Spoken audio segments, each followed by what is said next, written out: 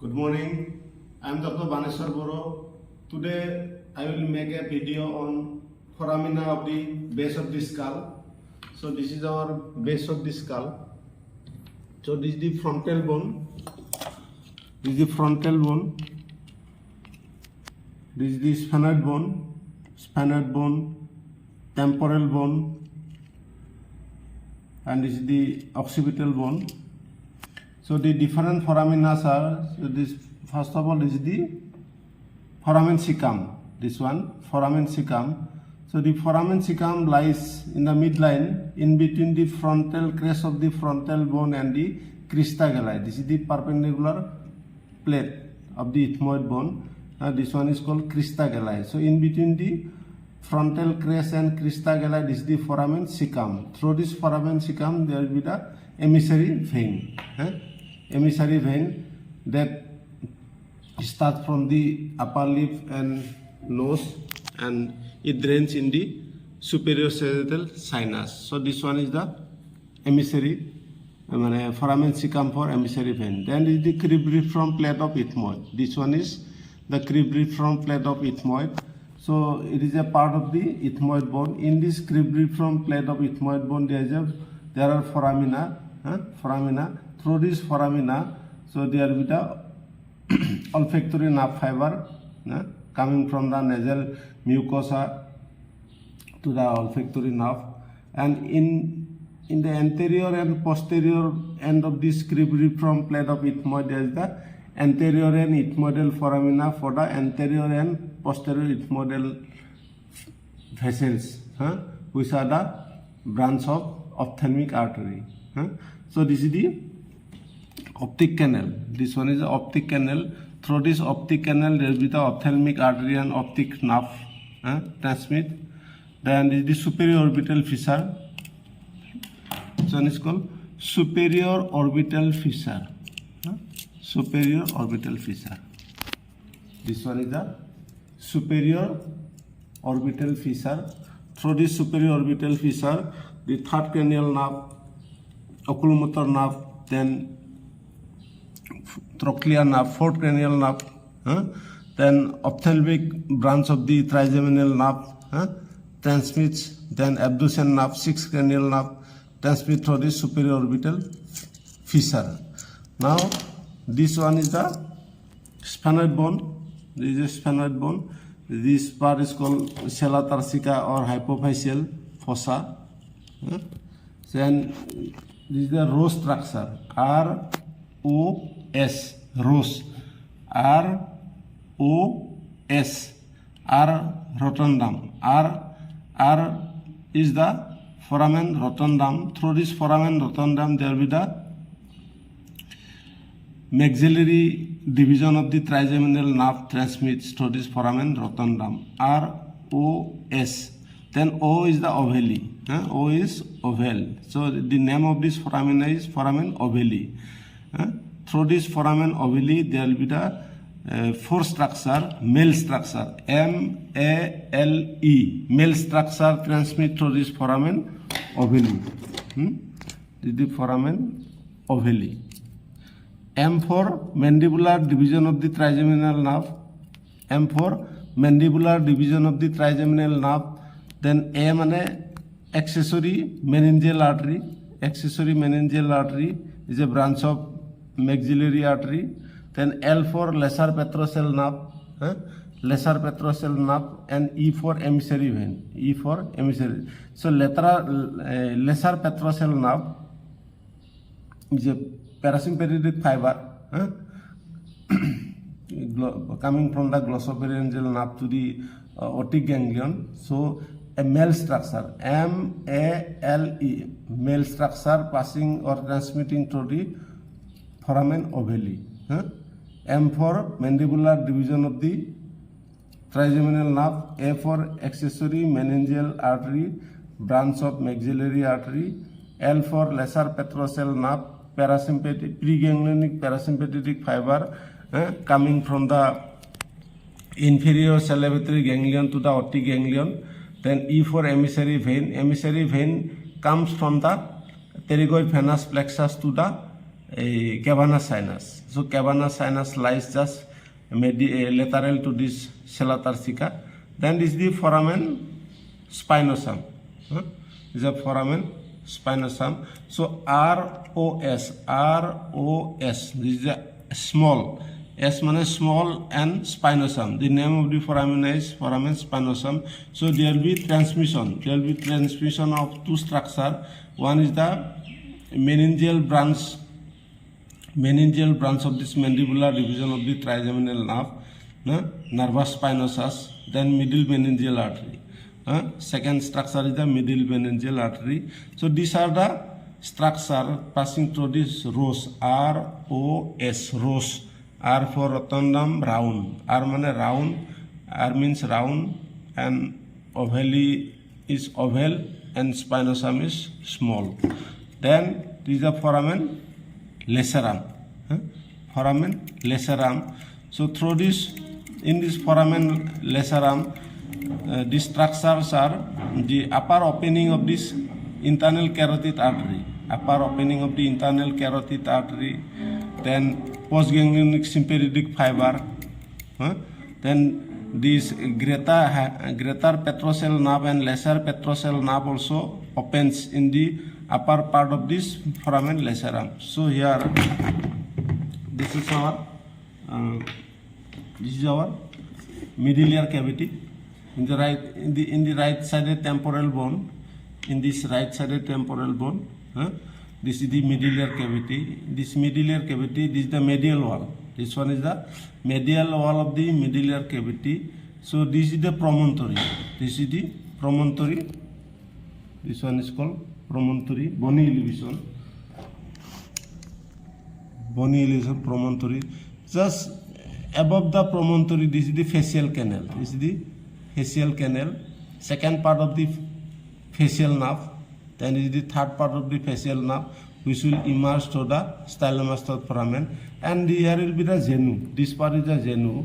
Thus the facial nerve within the temporal bone is divided into three parts. First part that is from the internal acoustic meatus. This is the in the right sided temporal bone. This one is the internal acoustic meatus.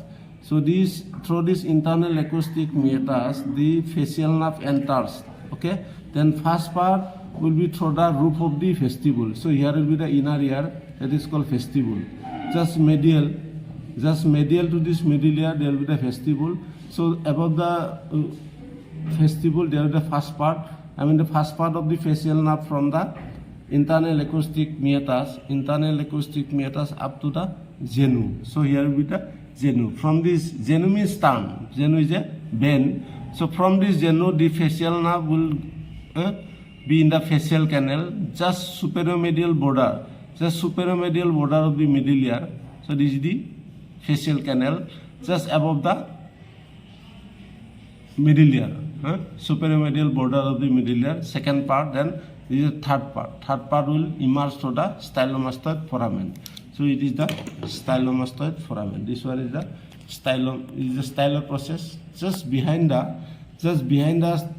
stylo process, this is the stylomastoid foramen. Okay. So now this is the genu. So from this genu, this greater petrosal nerve, this is the greater petrosal. This is the hiatus. This is the hiatus for greater petrosal nerve. Then there will be hiatus for lesser petrosal nerve. And this is the canal. This is the canal for muscle tensor tympani. And is the auditory tube in the anterior wall. Is the in the anterior wall of the medulla, the canal for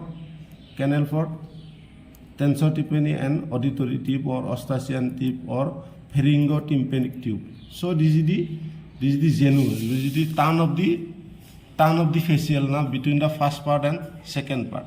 So in this genu, there will be the geniculate ganglion. So from this genu, the greater petrosal nerve will arise, and then just near to this hiatus for greater petrosal nerve, there will be the lesser petrosal nerve. Okay, this greater petrosal nerve and lesser petrosal nerve is at the level of this foramen lacerum. Okay, this is the foramen lacerum Okay, then the carotid canal also opens here. So if we see the foramen lacerum vertically, we do not see the carotid canal and this is the carotid canal. This is the in the right. The right-sided temporal bone is the right-sided temporal bone, and this is also right-sided temporal bone. So this is the foramen lacerum. This one is the foramen lacerum. Usually with the foramen lacerum, the lower part is obliterated by cartilage. So here we can see that it is the middle ear in the right-sided temporal bone. Okay, just in front of this middle ear, this is the middle ear. This is the anterior side, posterior side, the floor of this middle ear. This is the jugular fossa, and this is the roof. Roof is the tegmen tympani. This is the roof that is called tegmen tympani. Tegmen tympani is the roof. So this is the middle ear. So anterior to this middle ear, this is the carotid canal. This is the carotid canal. So this is the carotid canal. This is the upper opening. This is the upper opening of the carotid canal, and this is the lower opening of the carotid canal. So through this carotid canal, there will be the internal entry of internal carotid artery. Suppose this model is a common carotid artery. This is a common carotid artery. So this common carotid artery will be divided into internal and external. And this is the sympathetic trunk. This is the superior cervical sympathetic trunk. This one is the sympathetic chain. Left-sided, and this is right-sided sympathetic chain or trunk. So this is the superior cervical. So this one is the superior cervical sympathetic ganglion. Okay. So from the superior cervical sympathetic ganglion, the postganglionic fiber will enter. Postganglionic fiber will enter along the internal carotid artery. So these postganglionic sympathetic fibers arising from the superior cervical sympathetic ganglion will also accompany the internal carotid artery through this carotid canal. Okay. So here this is the upper opening of the carotid canal. So we cannot see the upper opening of the carotid canal just if you look the foramen lacerum from the above side, okay, upper side. So then the pterygoid canal. This one is the pterygoid canal. This is sphenoid bone. This sphenoid bone. In this sphenoid bone is the medial and lateral pterygoid plate. Just above the medial and lateral pterygoid plate, this one is the pterygoid canal. So this pterygoid canal is the pterygoid canal. So this pterygoid canal opens in the this one is the pterygopalatine fossa. Pterygopalatine fossa. In this pterygopalatine fossa, there will be the largest parasympathetic ganglion. Pterygopalatine ganglion lies here in the pterygopalatine fossa. So this is the pterygoid canal. So this pterygoid canal opens in the foramen lacerum. So here looking the base of skull, we cannot see the pterygoid canal. So this is a broken bone between the occipital bone and sphenoid bone. So due to this disarticulation, so this is the pterygoid canal. Okay, pterygoid canal. Now the other foramina. This is the foramen. Jugular foramen. This one is called jugular foramen. So jugular foramen is divided into three parts: anterior, middle, and posterior. So through the anterior part, the inferior petrocell sinus transmit through the anterior most part of the jugular foramen. Then middle part. Through the middle part, there will be the transmission of 9, 10, 11 cranial nerve. Then through the posterior part, this distal part of the sigmoid sinus transmit. Then this is the internal acoustic meatus. Through this internal acoustic meatus, the 7 and 8 cranial nerve, labyrinthine artery which is the branch of basilar artery, then labyrinthine vein transmit. Okay, then is the hypoglossal canal. This one is just lateral to this foramen magnum. This one is the hypoglossal canal. So 12 cranial nerve, hypoglossal nerve transmits, and is the foramen magnum. Foramen magnum content passing through this foramen magnum are the medulla oblongata, then meninges, then this vertebral artery, then the spinal nerve and meninges. This is the jugular foramen. The anterior-most part of the jugular foramen is having the inferior petrosal sinus. So this is the inferior petrosal sinus in this model.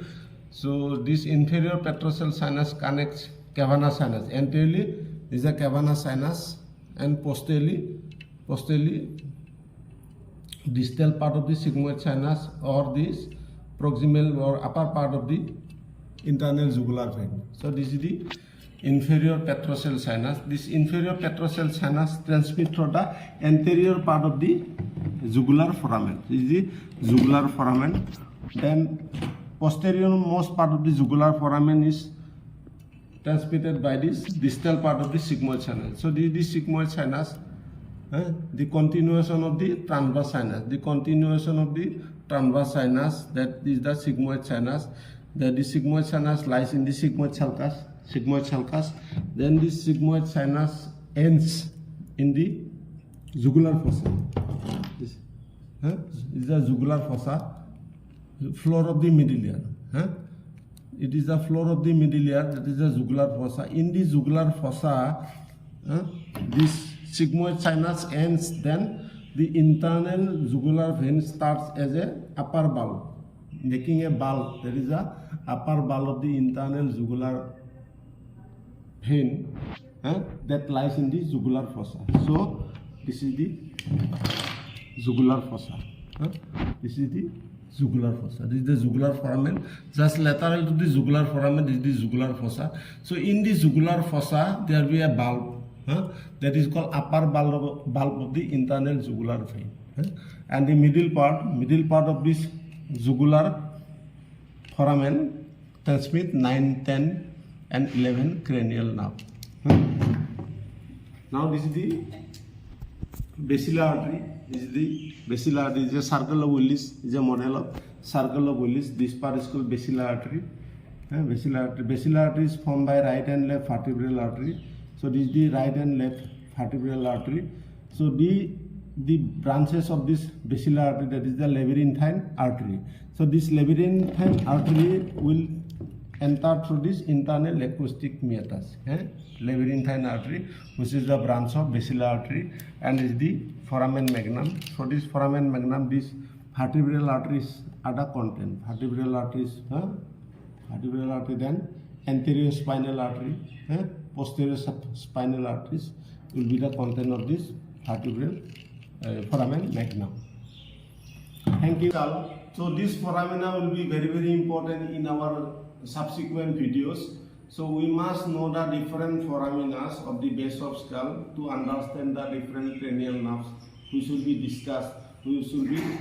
Discussed later on in our subsequent videos. Thank you.